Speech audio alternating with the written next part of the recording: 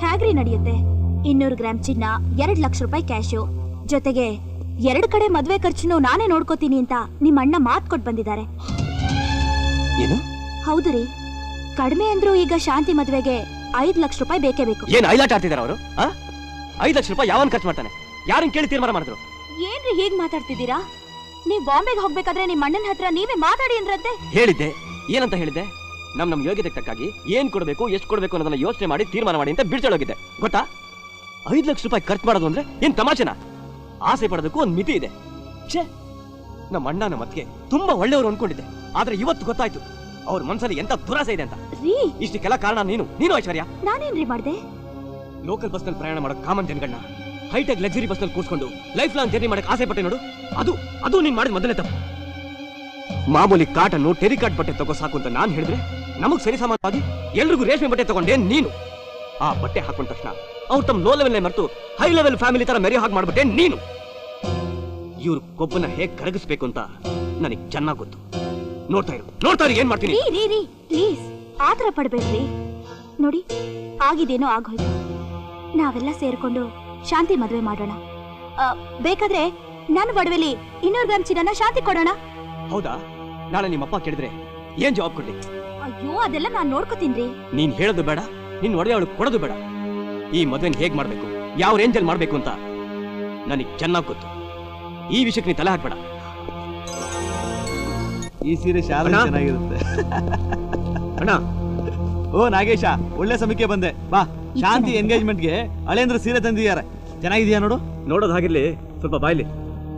ಚಿಕ್ಕ ನಾನೇ ಇಳ್ಕೊಳ್ಳೋರ್ಗು ಹೋಗಿ ಕಣ್ಣಾರೆ ನೋಡಿ ಸೆಲೆಕ್ಟ್ ಮಾಡಿ ನನ್ನ ಕೈಯಾರ ಅಷ್ಟು ಸೀರೆಗಳನ್ನ ತಂದಿದ್ದೀನಿ. ನೀವು ಒಂದ್ಸಲ ನೋಡ್ಬಿಟ್ರೆ. ಬೋಸ್ಟಿಕೆ. ಅಯ್ಯೋ ಬಾಸ್, ಲಿಟಲ್ ಗ್ಯಾಪ್ ಡಿಕೆ ಮಾವ. ಓಕೆ ಅಲ್ವಾ? ಯಾಕಪ್ಪ ನಾಗೇಶ, ಅವನು ಈ ಮನೆ ಅಳಿಯ ಕಣೋ. ಓಹೋ, ಏನ್ ಭಾರಿ ದೊಡ್ಡ ಗನಂಧಾರಿ ಅಳಿಯ. ಅದಿರ್ಲಿ, ಅವ್ರ ಅಪ್ಪನ ಹತ್ರ ಏನ್ ಮಾತಾಡಿದ್ಯಾ? ಓ, ನೀನ್ ಹೇಳ್ದಾಗ ಯೋಚನೆ ಮಾಡಿ ಮಾತಾಡಿದ್ದೀನೋ. 200 ಗ್ರಾಂ ಚಿನ್ನದ ಒಡವೆ, 2 ಲಕ್ಷ ರೂಪಾಯಿ ಕ್ಯಾಶ್ ಕೊಡೋದು, ಮದುವೆ ಖರ್ಚಲ್ಲಿ ನಾವೇ ನೋಡ್ಕೊಳ್ಳೋದು, ಇಷ್ಟೇ ಕಣೋ ಮಾತಾಡಿರೋದು. ನಿಮ್ ಯೋಗ್ಯತೆಗೆ ಇಷ್ಟೆಲ್ಲ ಖರ್ಚು ಮಾಡಿ ಮದುವೆ ಮಾಡಬಹುದಾ? ಆ ದಾಸಪ್ಪನ ಯೋಗ್ಯತೆಗೆ ಇಷ್ಟೆಲ್ಲ ಕೊಡ್ಬೋದಾ? ನಾಗೇಶ, ಮೊದಲು ನನಗೂ ಹಾಗೆ ಅನಿಸ್ತು. ಆಮೇಲೆ ಯೋಚನೆ ಮಾಡಿದೆ, ಬಾಡಿಗೆ ಮನೆಯಲ್ಲಿರೋರು ನಾವೇ ದೊಡ್ಡ ಫ್ಯಾಕ್ಟ್ರಿ ಓನರ್ ಸಂಬಂಧ ಮಾಡಿದ್ದೀವಿ ಅಂದಮೇಲೆ 4 ಮನೆ ಯಜಮಾನ ಇರೋ ಒಬ್ನೇ ಮಗನಿಗೆ ಅಷ್ಟೆಲ್ಲ ಕೇಳೋದ್ರಲ್ಲಿ ತಪ್ಪಿಲ್ಲ ಅನ್ಸ್ತು. ಅದಕ್ಕೆ ಒಪ್ಕೊಂಡ್ಬಿಟ್ಟೆ ಕಣೋ. ಓಹೋ, ಏನ್ ಶಾನ್ಭೋಗರ್ ತೋಟ ಹಾಳಾದ್ರೆ ನಿಂದೇನಾದ್ರೂ ಕೆಡತ್ತಾ? ನಾಗೇಶ, ಯಾಕೋ ಈ ರೀತಿ ಮಾತಾಡ್ತಾ ಇದ್ಯಾ? ನೀನ್ ಮಾಡಿರೋ ಒಪ್ಪಂದಕ್ಕೆ ಕಡಿಮೆ ಅಂದ್ರೂ 5 ಲಕ್ಷ ರೂಪಾಯಿ ಖರ್ಚಾಗುತ್ತೆ. ಇಷ್ಟೊಂದು ಹಣ ಖರ್ಚು ಮಾಡಿ ಯಾವ ನನ್ನ ಮಗ ಮದುವೆ ಮಾಡ್ತಾನೆ? ಕೈ ತುಂಬಾ ಸಂಪಾದನೆ ಮಾಡ್ತಿರೋ ನೀನೇ ಅಲ್ವೇನಪ್ಪ?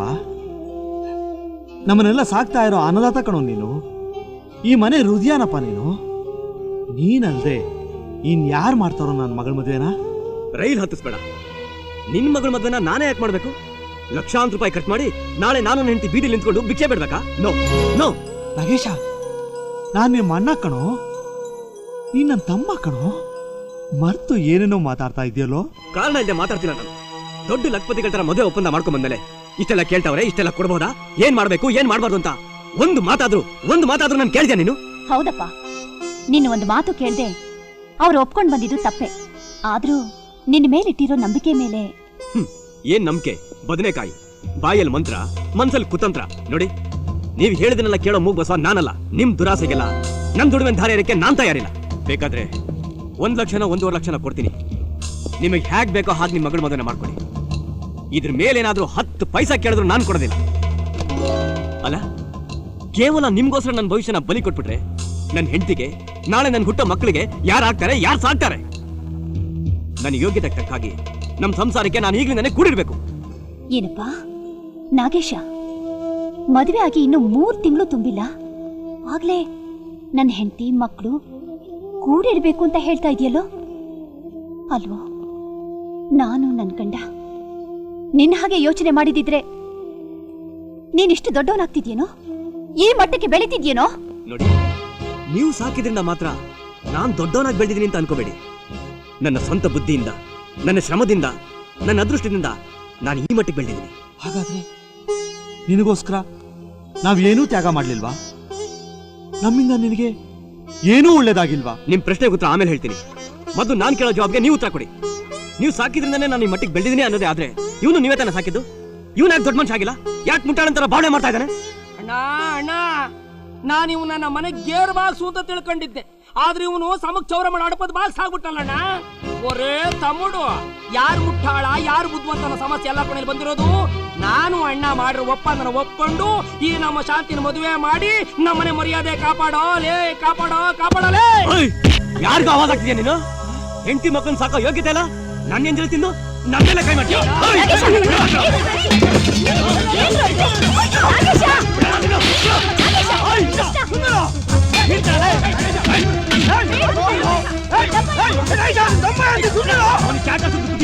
ನನಗೆ ಬುದ್ಧಿ ಹೇಳಕ್ ಬರ್ತೀಯ? ಚಾಲೆಂಜ್ ನಿಂಗೆ ತಾಕತ್ತಿದ್ರೆ ಮದುವೆ ಮಾಡಿ ತೋರ್ಸೋ. ನನ್ ಮೇಲೆ ಚಾಲೆಂಜ್ ಮುಚ್ಚ ಕಂಡಿದ್ದೀನಿ. ಈ ಮದುವೆಗೊಂದು ತೆಂಗಿನಕಾಯಿ ತರ ಯೋಗ್ಯತೆ ಇಲ್ಲ ನಿಂಗೆ. ತೂತಾಕೋನಿಗೆ ತಿರುಗಿ ಬಗ್ತೇನೋ ನಾಯಿ. ನಾಯಿಗೆ ಅಂದ್ರೆ ಬೂಟ್ ತಗೊಂಡು ಕಿತ್ತಂಗ್ ಹೊಡಿತೀನಿ ನೋಡು.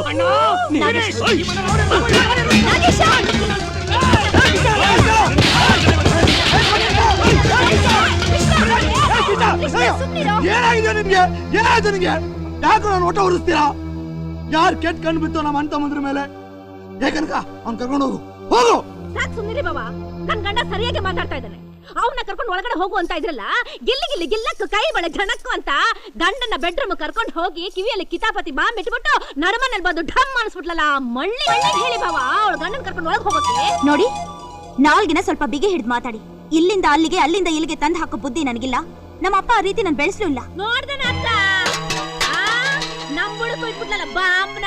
ಲೇ, ಈ ನಿನ್ ದೌಲತ್ತಿನ ದರ್ಬಾರ್ನ ನನ್ನ ಹತ್ರ ಇಟ್ಕೋಬೇಡ. ಲೇ ಡಿಂಗರ್ ಪಿಲ್ಲೆ ಬಿಲಾಲಿ, ನಿನ್ನ ಒನ್ನೋದ್ರಿಸ್ಬಿಡ್ತೀನಿ ಅಷ್ಟೇ. ಯಾವಳಾದ್ರೂ ನನ್ನ ಹೆಂಡತಿ ಬಗ್ಗೆ ಏನಾದ್ರೂ ತಪ್ಪಾಗಿ ಮಾತಾಡಿದ್ರೆ ಅಷ್ಟೇ. ಯಾಕಪ್ಪ? ಯಾಕೆ ಎಲ್ರ ಮುಖ ನೋಡಿ ಅವಳು ಇವಳು ಅಂತ ಯಾರಿಗೆ ಮಾತಾಡ್ತಿದ್ಯಾ? ಯಾಕೋ ಕೆಂಗಣ್ ಬಿಟ್ಕೊಂಡು ನೋಡ್ತಾ ಇದೀಯಾ? 20 ವರ್ಷಗಳ ಹಿಂದೆ ಇದೇ ರೀತಿ ನಿನ್ನ ಕಣ್ಣು ಕೆಂಪಾಗಿ ನೋವು ಕಾಣಿಸ್ಕೊಂಡಿತ್ತು. ಆಗ ನನ್ನ ಎದೆ ಹಾಲು ಹಾಕಿ ಅದನ್ನ ತಣ್ಣಗ್ ಮಾಡಿ ವಾಸಿ ಮಾಡಿದ್ದೀನಿ ಕಣೋ. ಅದನ್ನ ಮರ್ತು ಮರಿಬೇಡ.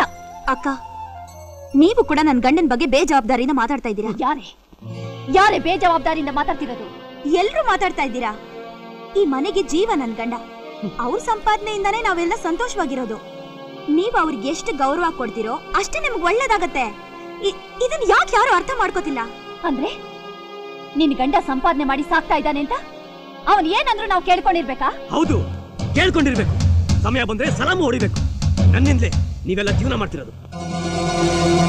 ಏನು, ನೀನಿಲ್ದೆ ನಾವು ಜೀವನ ಮಾಡೋಕ್ಕಾಗಲ್ವಾ? ನೋ, ಖಂಡಿತ ಆಗಲ್ಲ. ನಾನು ಈ ಮನೆ ಬಿಟ್ಟು ಹೊಟ್ಟೋದ್ರೆ ನೀವೆಲ್ಲ ಭಿಕ್ಷೆ ಬೇಡ್ಬೇಕಾಗುತ್ತೆ. ಕೇಳಿದ್ರೇನ್ರಿ? ಕೇಳಿದ್ರಾ? ಮೊಳಕೆನ ಮರವಾಗಿ ಬೆಳೆಸಿ ಆ ಮರದ ನೆರಳಲ್ಲೇ ಆಶ್ರಯ ಪಡಿಬೇಕು ಅಂತ ಆಸೆ ಪಟ್ಟಿದ್ದೆ. ಆದ್ರೆ ತಾಯಿ ಬೇರ್ನೆ ಕರ್ದು ಹಾಕ್ಬಿಟ್ಟಾರೆ ನಿಮ್ ತಮ್ಮ. ಏ ಶಾಂತಿ, ಹೋಗೆ ಬಟ್ಟೆನೆಲ್ಲ ಸೂಟ್ ಕೇಸಲ್ಲಿ ಪ್ಯಾಕ್ ಮಾಡು. ಹೋಗೆ. ಶಾರದಾ, ಉರಿಯೋ ಬೆಂಕಿಗೆ ನೀನು ತುಪ್ಪ ಸುರಿಯೋ ಕೆಲಸ ಮಾಡ್ತಾ ಇದೀಯಲ್ಲ. ನಾವಿನ್ನು ಬದುಕಿರೋವಾಗ್ಲೇ ಸಮಾಧಿ ಮಾಡಿಬಿಟ್ಟನ್ರಿ ಅವನು. ಅವನಿಲ್ದೆ ಹೋದ್ರೆ ನಾವು ಜೀವನ ಮಾಡೋಕ್ಕಾಗಲ್ವಂತೆ. ಭಿಕ್ಷೆ ಬೇಡ್ಬೇಕಂತೆ. ಇಷ್ಟೆಲ್ಲ ಕೇಳ್ಕೊಂಡು ಇನ್ನೂ ಈ ಮನೆಯಲ್ಲಿ ಇರ್ಬೇಕೇನ್ರಿ? ಏಯ್, ಹೋಗಿ ಬಟ್ಟೆ ಪ್ಯಾಕ್ ಮಾಡು. ಶಾರದಾ, ನನ್ನ ಮಾತು ಕೇಳು. ತಪ್ಪಾಗಿರೋದು ನನ್ನಿಂದ ಕಣೆ, ನನ್ನ ತಮ್ಮನಿಂದ ಅಲ್ಲ. ಅವನು ಏನೇ ಮಾಡಿದ್ರು ಏನೇ ಹೇಳಿದ್ರು ನಮ್ಮ ಒಳ್ಳೆದಕ್ಕೆ. ಅವನ ಮನಸ್ಸಲ್ಲಿ ವಿಷ ಇಲ್ಲ. ನಾನು ಭಕ್ತಿಯಿಂದ ಪೂಜೆ ಮಾಡ್ತಿದ್ದೆ ನಮ್ಮನೆ ನಿಧಿ ಹಾವು ಜಂಗ್ಲಿ ಹಾವಿನ ಸಹವಾಸ ಮಾಡಿ ನನ್ನನ್ನು ಹೆದರಿಸ್ತಿದ್ದೀರಿ. ಹೆದರಲ್ಲ ನಾನು. ಒಂದು ಕ್ಷಣನೂ ಈ ಮನೆಯಲ್ಲಿ ಇರೋದಿಲ್ಲ ನಾನು. ನಿಮ್ಮ ತಮ್ಮ 1 ಕೋಟಿ ಕೊಟ್ರು ಸರಿ, ಅವನ ದುಡ್ಡಲ್ಲಿ ನನ್ನ ಮಗಳ ಮದುವೆ ಮಾಡೋದಿಲ್ಲ ನಾನು. ನೀವು ಬೇಕಾದ್ರೆ ಇಲ್ಲೇ ಇರಿ, ನಿಮ್ಮ ತಮ್ಮನ ಭಿಕ್ಷೆ ತಿನ್ಕೊಂಡು. ಶಾರದಾ,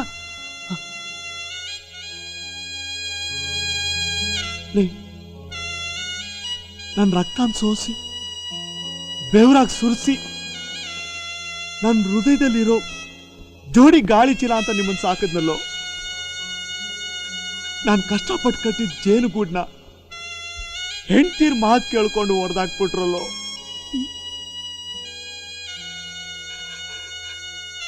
ಲೇ ನಾಗೇಶ, ನೀನ್ ನನ್ನ ಪರವಾಗಿಲ್ಲಪ್ಪ, ಪರವಾಗಿಲ್ಲ. ಆ ದೇವ್ರು ನಿಮ್ಮನ್ನು ಚೆನ್ನಾಗಿಟ್ಟಿರ್ಲಿ.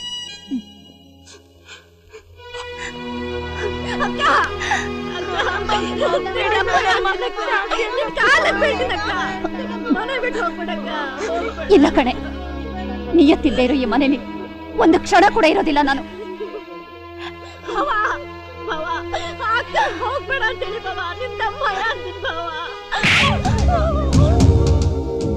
ಮನೆ ಆಳಿ ಕೈ ಆಳಿ ಹಾವು ಮುಂಚೆ ತರ ಕಚ್ಚಾಡ ಮಾಡಿ ಅನ್ನನಾಗಿದ್ದ ಅಂತ ಮಂತ್ರ ಬೇರ್ಪಡಿಸಿ ಈಗ ಸಮಾಧಾನ ಮಾಡಕ್ ಬಂದಿದ್ಯಾ?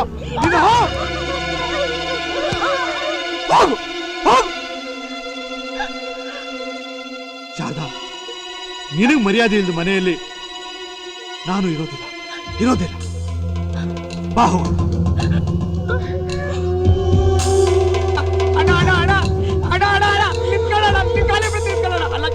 ಅವಿವೇಕ ಏನೋ ಮಾತಾಡ್ದ ಅಂತ ಹೇಳಿ ಅವ್ರು ಮಾತ್ಕೊಂಡಿರೋ ಅಂತ ಈಗಾದ್ರೂ ತಲೆ ಬೇಡವಾ ಅಣ್ಣ? ಈ ಬಾಕ್ಸರ್ ಕೃಷ್ಣ ಬದುಕಿರೋವರೆಗೂ ನಮ್ ರಾತ್ರಿ ಬೇರೆ ಮಾಡೋಕೆ ಯಾರಿಗೂ ಸಾಧ್ಯ ಇಲ್ಲ. ಸುತ್ತಿ ಒಳಗೆ ನೋಡಿ ಅಣ್ಣ. ಅಣ್ಣ ತಿರುಬೋಕಿ ನನ್ನ ಮಗನೇ, ಇಷ್ಟೆಲ್ಲ ಆದದ್ದು ನಿನ್ನಿಂದ ಕಣೋ, ನಿನ್ನಿಂದ. ನೀನ್ ದರಿದ್ರ ಮುಖ ನಾನು ತೋರಿಸ್ಬೇಡ. ನಾನ್ ಸತ್ರು ನನ್ನ ಮುಖ ನೋಡೋದು ನೀನ್ ಬರ್ಬೇಡ. ತೊಳಗೋ, ಹೋಗೋ ಹೋಗೋ.